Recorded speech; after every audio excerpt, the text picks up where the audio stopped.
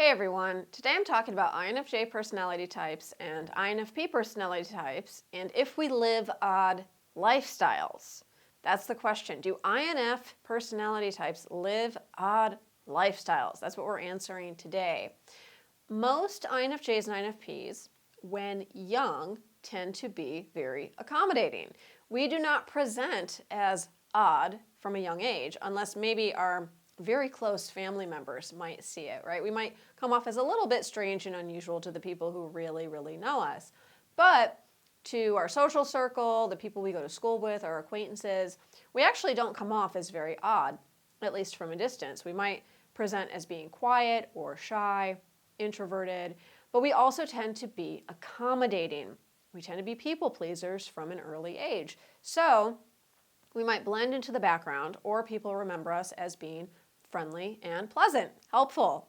But we don't usually come off as strange. People don't usually remember us for our oddness. Now, there are exceptions to every rule, and like I said, the people who actually become friends with you might discover that weird INFJ, INFP streak that we all have. But for the most part, we are very accommodating when young.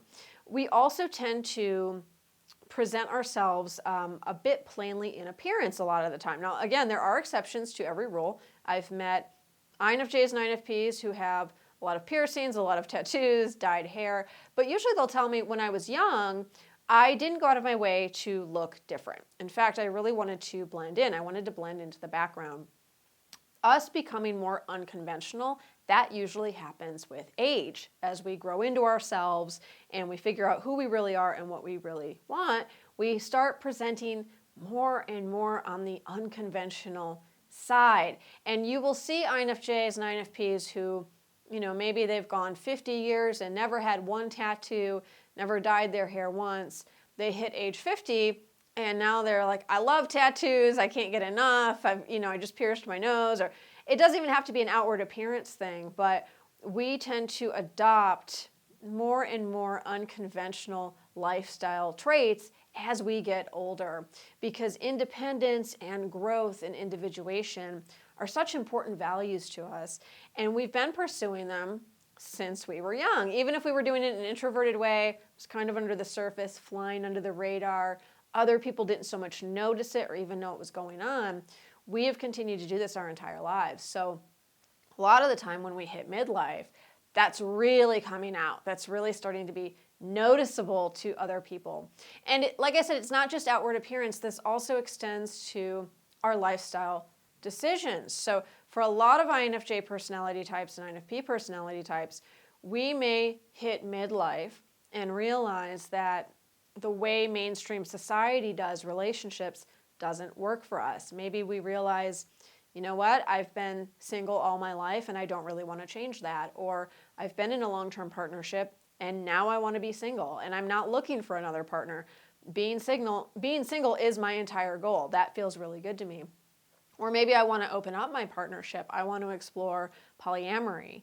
Or maybe I want to have a partner and we are monogamous, but we don't live together, right? So there's a lot of different ways to do this, but much of the time when INFJ personality types and INFP personality types reach midlife, we go through this transition where the unconventional side of us really starts to come out, and we are not so much focused on what other people think or what other people would do or people pleasing anymore, accommodating people like we did for so much of our youth and much of our young adulthood. Now we're really focused on, what do I want to do? What works for me? What would make me happy?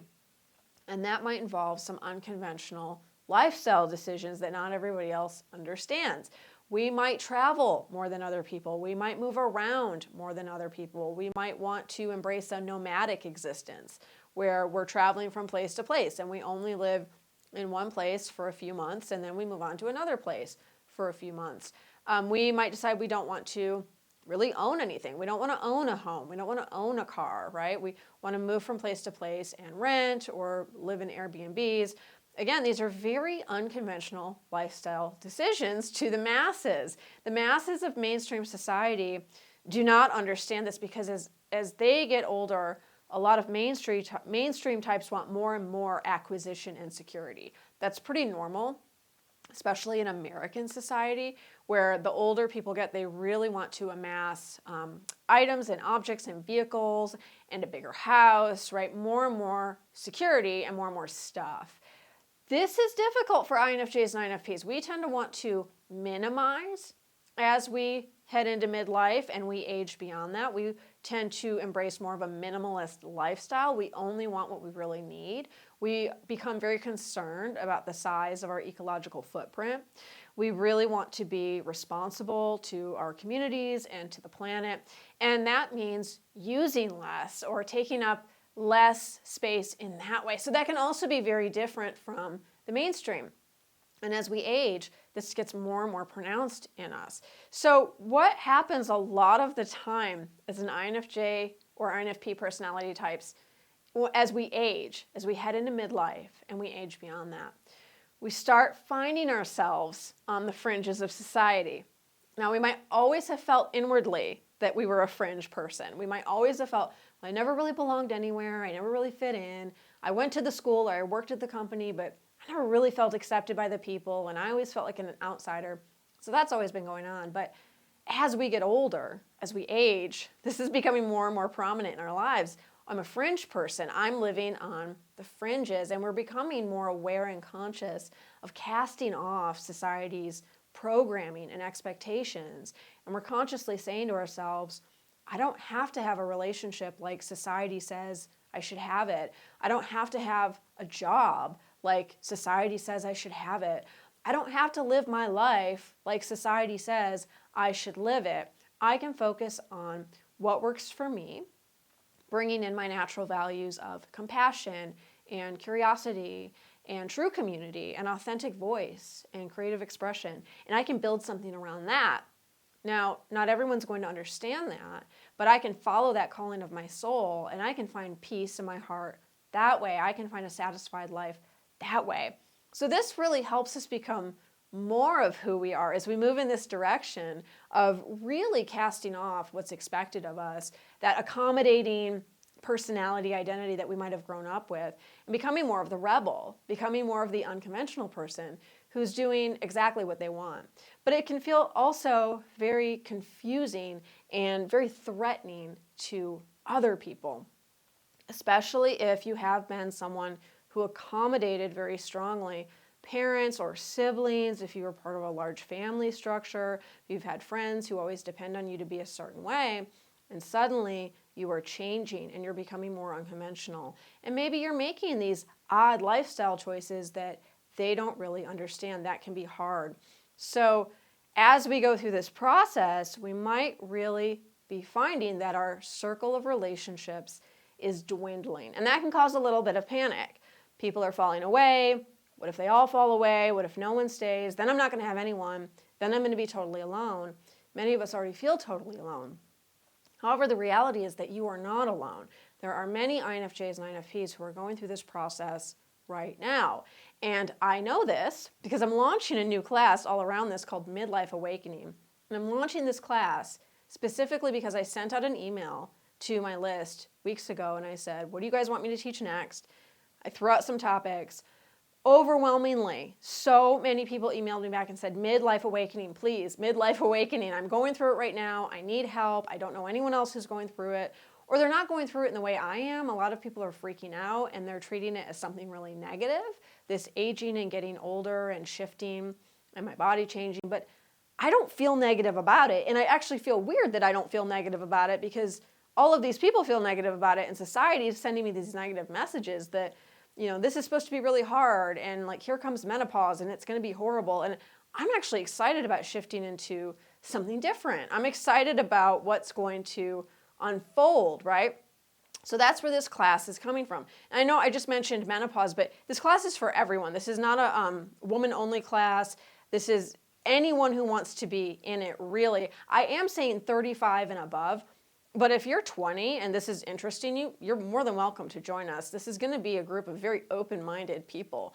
And nobody in this class is going to be ageist. So no matter what age you are, if this is resonating with you, please feel free to join us. I've said to a few people as I was planning this class, it's called Midlife Awakening, but it should be called Midlife and Late Life Awakening. So even if you are well past 40s, 50s, or 60s, this is still going to be a good class for you because we're going to be exploring so much about transitioning and shifting and tuning in ever deeper to our creative lives. It's going to be a big part of this class. This class is going to be opening in registration in just a few days. So please sign up for my newsletter. The link is below. Keep an eye in your inbox. You'll see that come through. I don't have anything on my website about the class unless you are signed up for my newsletter. A lot of people ask me, why can't I find out on your website? When are you going to have a page that's got all the updated classes? I teach so many classes and I teach them so quickly. A lot of times there's just not time to update the website. So I do everything through my newsletter. So if you want in on this class or you think there might be a future class you might be interested in, please sign up for my newsletter. Again, the link is in the comments below. I think this class is going to be really, really fun.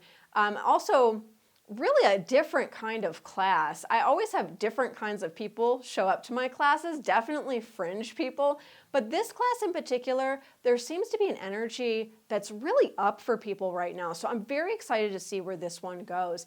If you have questions at all, please email me, lauren@laurensapala.com. I'd love to get the questions answered before the registration window closes for this class. And if you want in, please get in because it's only going to be open for 5 days. And then we're going to start in mid-June. All right, hopefully I will see you in this class. Thanks so much, everyone. I'll see you next time.